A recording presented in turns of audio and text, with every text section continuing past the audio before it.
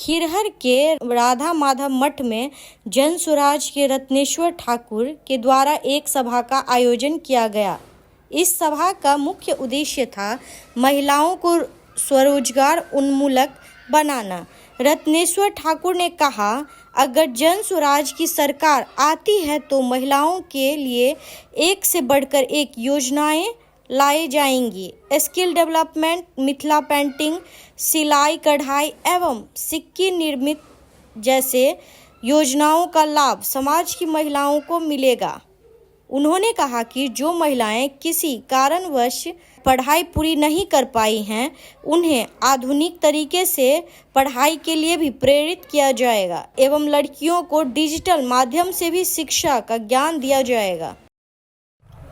इतना अपलिक है, मिथिला पेंटिंग्स है, फलाना है, चिलाना है, बहुत तरह का चीज़ है। इसलिए हम चाह रहे हैं कि आप लोगों के अंदर की बात आए कि आप लोग किस स्तर तक क्या करना चाहते हैं। बहुत सारा चीज़ है, घर में बैठे बैठे अचार, चटनी, पापड़, तिलौरी, ये सब ये मार्केट में आ रहा है। कहाँ से बना हुआ है? किसी घर में बना हुआ है, लेकिन वो मार्केट चाहिए। इसीलिए हम आप लोगों का भाव जानना चाह रहे हैं, आप क्या करना चाहते हैं।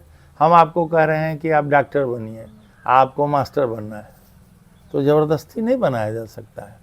इसीलिए आप सब अपनी बात बोलिए, क्या करना चाहते हैं। बहुत तरह का ऑप्शन है, घर बैठे ऑनलाइन, घर बैठे कमा सकती हो मोबाइल से। इस तरह का यह युग है, कहीं नहीं जाना है।